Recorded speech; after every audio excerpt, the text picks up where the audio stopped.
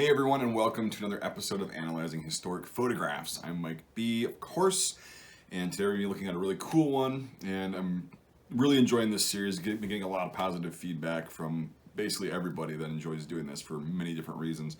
A lot of people from different backgrounds and professions and all that stuff are like, hey, I really like this, and it's very surprising to me because I enjoy doing this. This is really fun for me. This is what, when I sit around with my friends and stuff, this is what we do a lot of times is look at photographs or look at old videos or something or send it to each other and go, hey, what do you think of this? And it's fun to be able to analyze history, and these videos are really easy for me to make too, so that's another perk because I'm kind of a lazy dude, and being able to do something that I enjoy, being able to educate somebody and having it be easy, that's a win for everyone, I think. And then the education thing is what I wanted to bring up.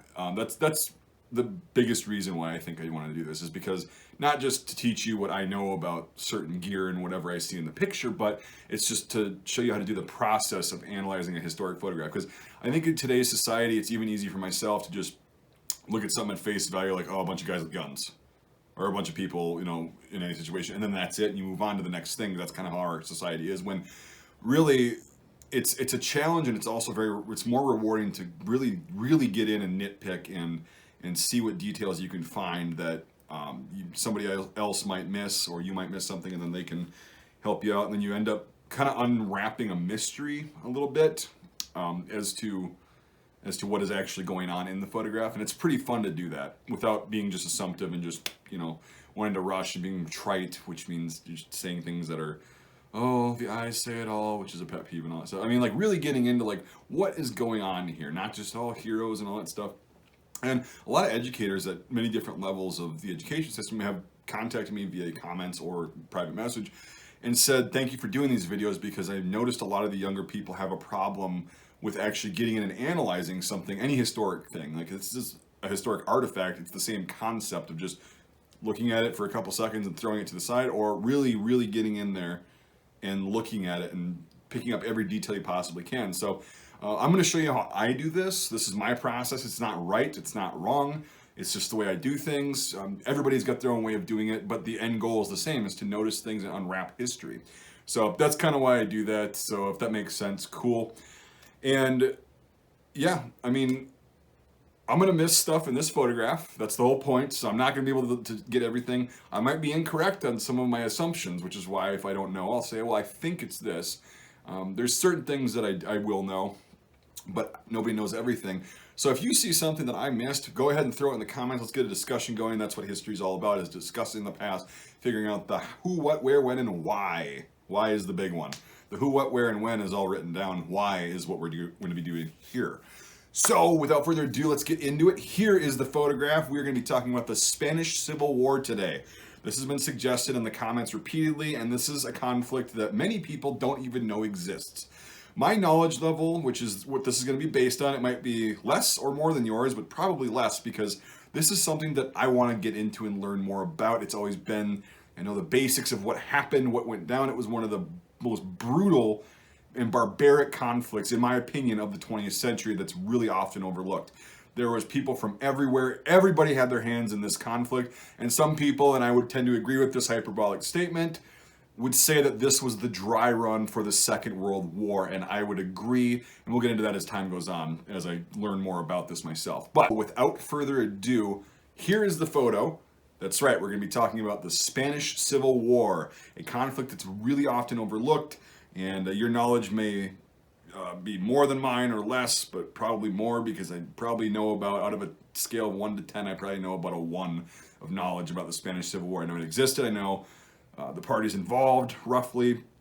And just, I also do know and understand that from the little research I have done, this was one of the most brutal and barbaric conflicts of the 20th century, in my opinion. It's not a fact. I just think from looking at what went down and what happened and everybody who was involved and just how ridiculously brutal it was and bloody. It's also kind of referred to as the dry run of World War II, or the dress rehearsal for World War II, and I would relatively agree with that based on my little bit of knowledge so far, so I can see why people say that. So we're going to be talking about this specific photograph. You know, I'm not going to give you a total history lesson on the Spanish Civil War because, again, I'm not an expert in it. And this is why I wanted to pick something that I'm a little bit more unfamiliar with, because it's more fun for me and probably fun for you, because I'll miss a lot more stuff and not notice stuff. So the only context I have for this is nationalist troops advancing on Madrid. Now, what you can tell right away is you've got two very distinct ranks, basically. You've got the guys that are up on the wall or the fence, whatever you want to call it. It's made out of stone.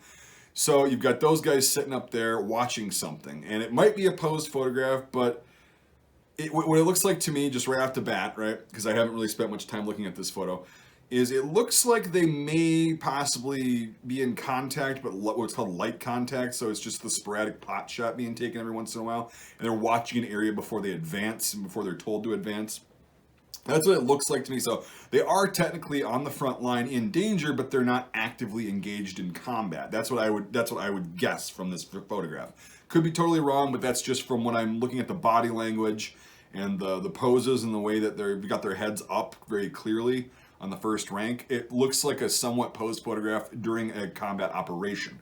So we'll just start out at random. I'm just going to point out what I see immediately. So guy on the right in the rear rank and on the first rank, and yeah, basically all these guys look like they have Spanish model 1893 Mauser rifles.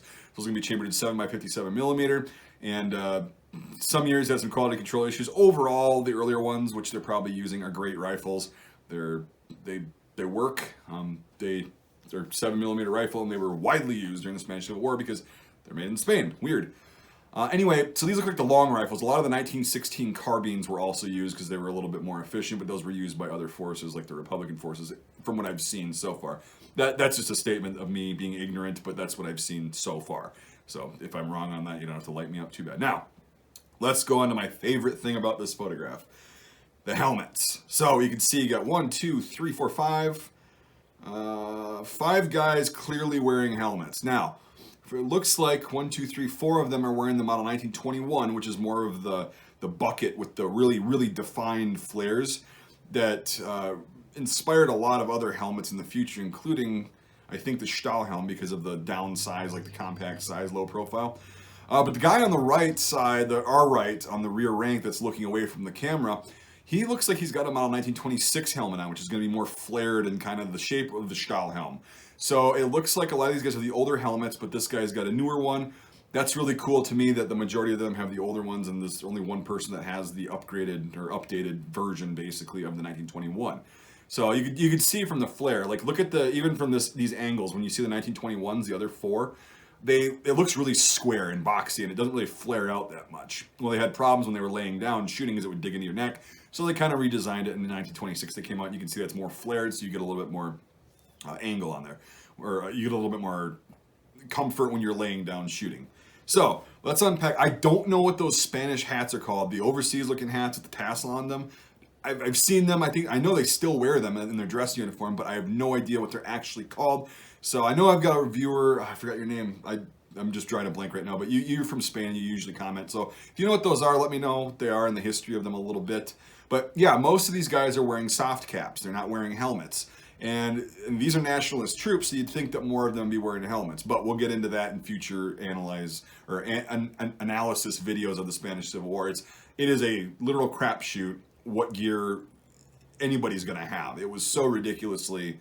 I mean, look at these guys. Look at what they're wearing. So you got guys sitting there in shirts, button-up shirts. You've got guys that have regular shirts, wool shirts on.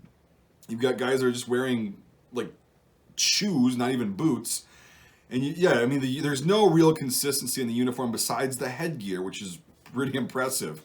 But yeah, it looks like they're wearing, I don't know anything about Spanish uniforms at that time, but they're all wearing different stuff. They might be wearing a uniform, but they all look different to me. But again, I'm just trying to look and see what they got for footwear.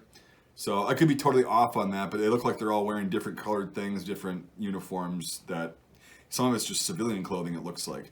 Let's look at the gear, and I don't know anything about Spanish gear either, but you can see that the two guys, or is that one guy? No, that's two guys, on the back row that are kneeling down closest to the camera.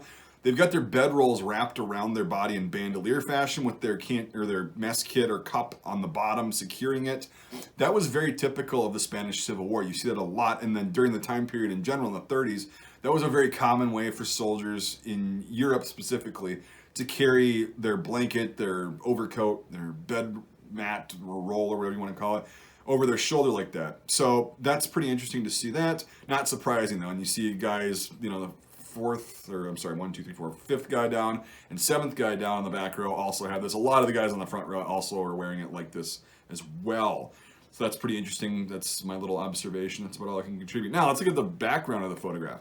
So this looks like it would be, on the outskirts of Madrid or something because it's very rural. There's not a lot of buildings. There's that one building there, and I don't know if that's a cross on top, if that's like a little chapel or something, or if that's just something in the photo, but who knows. There is a little stone fence or wall or whatever you want to call it around this area, so this could be farmland right outside of Madrid. I don't know, but obviously there's a telephone pole on the right side or it's an electric pole, yeah, because you can see that if you look at the top left of the photograph, out of nowhere it looks like there's just a random bar, but you can see if you look really closely the electric wires and the insulators sitting on that piece of wood.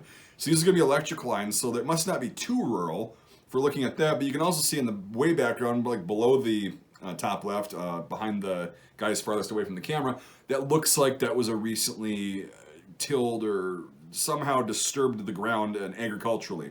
Now, what I'm noticing too is you see where the sun is facing from behind the camera, right? So they've got good light. You can see shadows of 3 guys standing, and that's what it looks like to me. It could be just water or smudges on the ground on this dirt road, and you can see them on the lower left-hand side of the photograph, and it looks like the one guy on the right's got a bayonet or something on a rifle that he's holding. That's what it looks like to me. Again, we can stare at the clouds and see totally different things, and this is no exception. Also, what's really weird in the upper left-hand part of the picture is you see that fingerprint that got scanned on when they made it electric. They electrified it and made it into a electronic photograph. So somebody's fingerprint was from a long time ago. There's a watermark on the kind of upper right side, but more upper right center.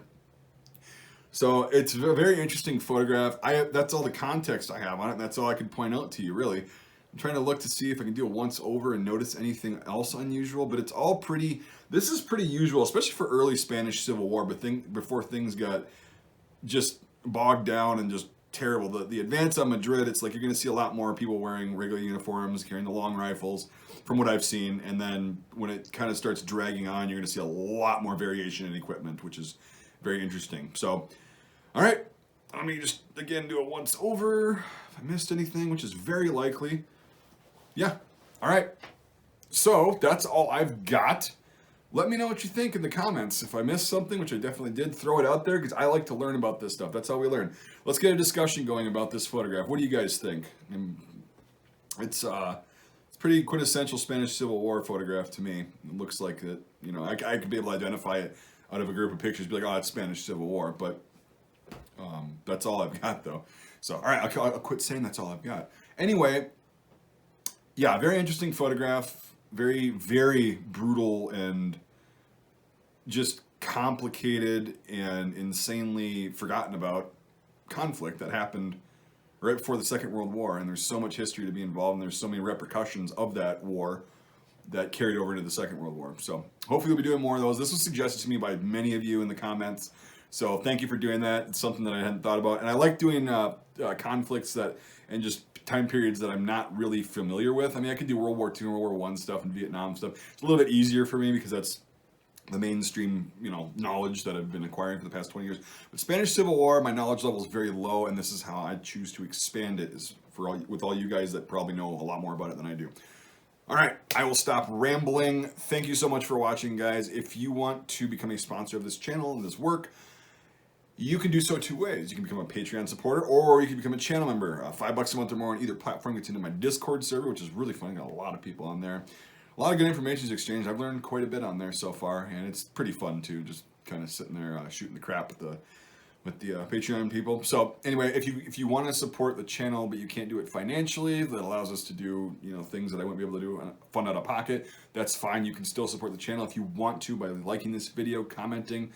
Sharing this video out really helps too, get some cool historic discussion going and all that stuff. And subscribing to the channel if you haven't already. And if you're of the third variety that you don't want to support me at all, you already have by watching, so I do appreciate it. Thank you again, guys. Let me know what you think about this series in general, this photograph, what you thought, if you want me to keep going with this, which I'm planning on doing. And we'll see you on the next episode of Analyzing Historic Photographs.